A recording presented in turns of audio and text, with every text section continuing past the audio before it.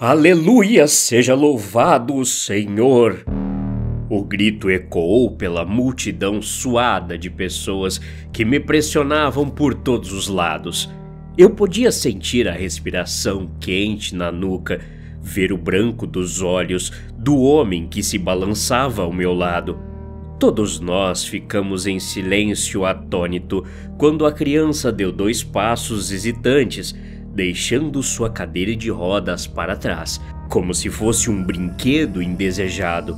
A barraca de madeira se agitou e inflou contra o vento seco de verão, criando um baixo estrondo, como se o milagre tivesse mudado o clima atmosférico ao redor. O menino caminhou para os braços abertos do pastor, que o ergueu e o segurou no alto, um testemunho para a multidão neste avivamento. Senti aquela familiar pontada de calor na boca do estômago. Eu fui criado católico e eu até me considerava devoto. Esfreguei minha cabeça raspada, limpando uma camada brilhante de suor na minha calça jeans, tentando sufocar a ponta de fervor religioso que havia surgido. Mas, olhando quando o menino sorridente empurrou sua cadeira de rodas para trás, a ferramenta que tinha sido sua própria pequena prisão, eu não pude deixar de me perguntar se havia realmente um Deus. Racionalmente, eu sabia que ele poderia ser só uma farsa, um ator pago apenas interpretando um papel. Mas a possibilidade de cura, reconciliação e um novo começo é muito mais prazerosa do que qualquer droga que o mundo possa oferecer. Eu sei disso, por experiência própria. Então, arrastando os pés, juntei-me à fila de coitados esperando por seu milagre. Um dos homens que dirigia o fluxo de pessoas olhou para mim com um desdém indisfarçável, mas me deixou passar mesmo assim. "Se você acredita que é a vontade de Deus", gritou o pastor, com saliva espirrando nos membros mais próximos da plateia, "você receberá uma verdadeira bênção essa noite." O próximo da fila, um jovem casal, aproximou-se enquanto os homens os guiavam pela mão. Eu não conseguia ouvir as palavras que eles trocaram com o pastor enquanto ele se inclinava para eles, mas eu pude ver lágrimas caindo do rosto da jovem. As luzes começaram a oscilar, a música crescendo em intensidade, enquanto o pregador se levantou e olhou ao redor. "Este homem, diante de mim, pediu oração para aumentar sua fé. Agora, o que pode ser mais apropriado para uma noite como esta?" A plateia se agarrava a cada palavra do pregador enquanto estendiam as mãos. Um silêncio intenso encheu a multidão, enquanto o pastor lentamente tocava a testa do jovem trêmulo. Então, com uma explosão, o jovem começou a tremer violentamente. Seu corpo inteiro estava se balançando para frente e para trás, como se estivesse sendo jogado em um mar tempestuoso, até que seus joelhos cederam e ele caiu no chão empoeirado, com os membros se debatendo. A multidão ofegou, enquanto a jovem com quem ele havia chegado chorava desamparadamente enquanto sua convulsão piorava. Apesar da distância e da massa de pessoas obscurecendo minha visão, eu pude ver uma espuma escura saindo da boca do jovem e ouvi o burbulho abafado escapando de sua garganta. "Não há necessidade de pânico agora", o pregador começou novamente. "Cristo nos deu o ministério da libertação por um motivo, não é?" O barulho da multidão rapidamente mudou de preocupação para gritos ensurdecedores de glórias e améns. As mãos estendidas dirigiram a oração para o homem trêmulo e caído. Minha percepção ficou turva. o fervor da multidão maciça dominando meus sentidos, enquanto eles começavam a recitar alguma parte dos salmos sobre o homem doente e a mulher agora silenciosa. Eu estava paralisado, decidindo entre minhas orações. Egoisticamente, eu queria me virar e fingir que nada aconteceu na grande barraca onde eu havia parado por acaso, voltar e viver minha vida mundana e cotidiana. Mas eu sabia racionalmente que isso estava errado. Este homem estava claramente tendo uma emergência médica, enquanto centenas dessas pessoas oravam por ele e não faziam mais nada. Minha decisão foi tomada quando vi que a saliva espumosa havia começado a salpicar com sangue. Comecei a abrir caminho pela multidão, descendo entre a multidão de braços estendidos. Peguei meu celular e comecei a discar para a polícia, ao mesmo tempo em que tentava alcançar o palco.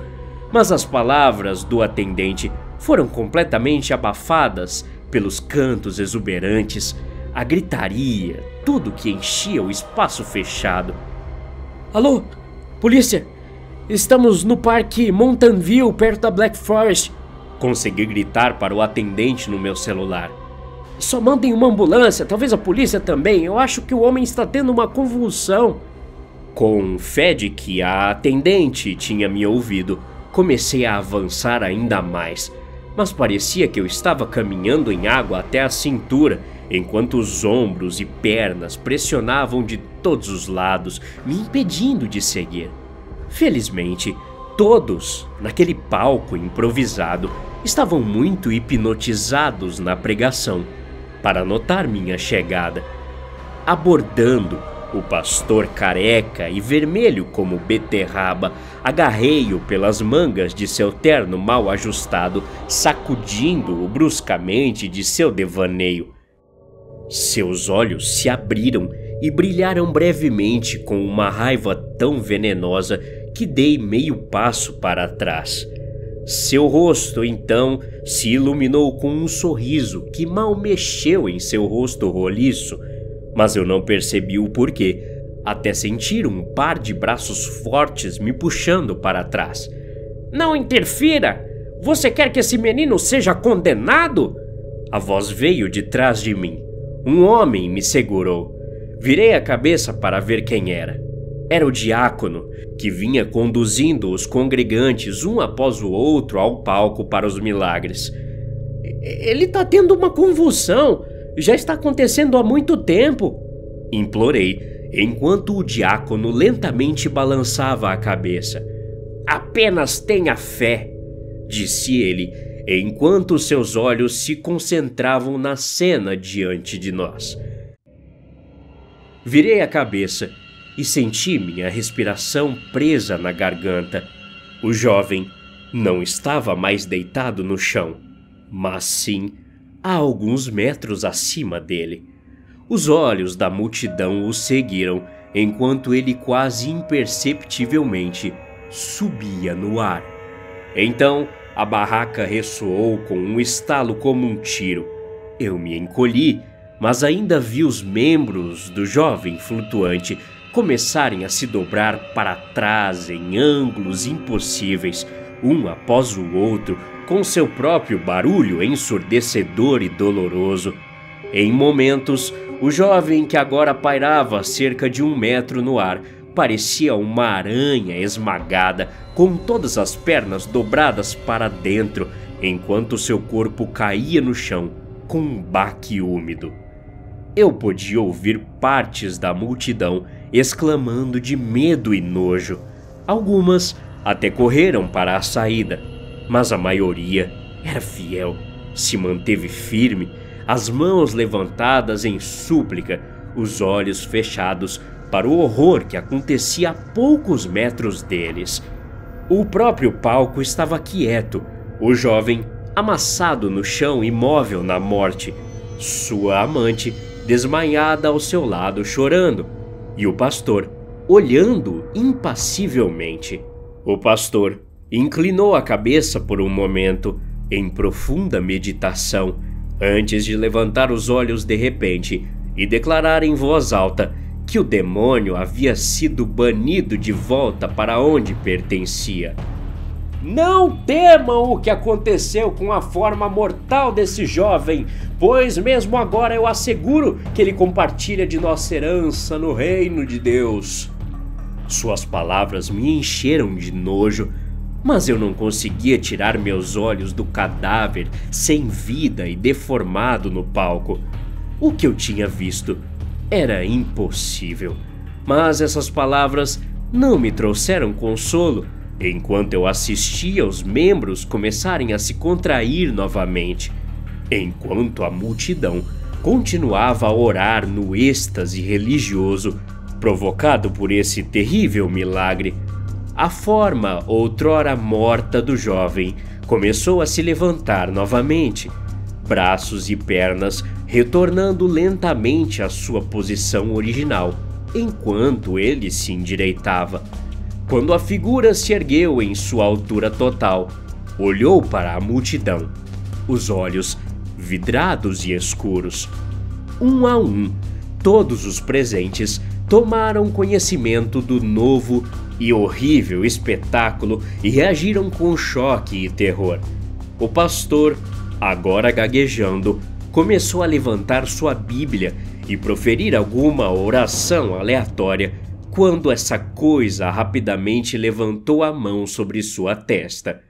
Em uma zombaria de como ele havia sido ungido apenas minutos antes em sua vida, o jovem antes sem vida tocou o rosto do pastor, enquanto ele tremia como um peixe fora d'água. A princípio, nada parecia mudar, mas depois de alguns momentos, a já considerável circunferência do estômago do charlatão de terno começou a inchar. Ele se dobrou, um grito de dor e medo escapando de sua boca, apenas para ser seguido por uma lufada de fumaça escura.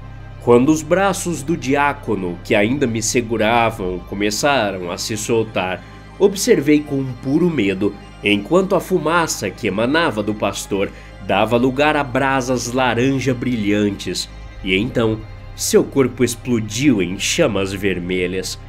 Em segundos, o palco de madeira pegou fogo, e o estrondo foi recebido pela cacofonia de gritos aterrorizados enquanto a multidão se dirigia para a saída. Finalmente, me livrando dos braços do diácono, comecei a seguir a congregação em fuga, sentindo meus pés afundando na carne macia daqueles que tiveram a infelicidade de serem pisoteados. A imensa pressão dos corpos rasgou as finas paredes da barraca, enquanto fumaça espessa e escura começou a encher o espaço fechado. Senti que estava prestes a ser sufocado pelo peso dos corpos que me esmagavam de todas as direções tentando sair, combinado com a grande quantidade de fumaça que eu já havia inalado. Mas, finalmente, irrompi na noite fria e clara, enquanto a multidão finalmente se precipitou para fora da saída. Eu podia ouvir as sirenes vindo de longe, em resposta à minha ligação anterior, ou quem sabe, por causa da espessa fumaça. Ainda não tenho certeza. Gritos ecoaram na escuridão, enquanto a barraca, agora em chamas, desabou, condenando aqueles que eram muito lentos ou desorientados pela fumaça. Mas no instante, antes da barraca cair, juro que vi uma figura escura sair de lá e subir em um borrão de movimento. Na minha mente, ainda consigo ouvir o som horrível do que só posso imaginar serem asas batendo no ar. Eu tremi, dominado pelo medo do que eu tinha visto e das coisas horríveis que eu só podia imaginar. E pela primeira vez em anos, eu de verdade orei. Até a próxima. Obrigado.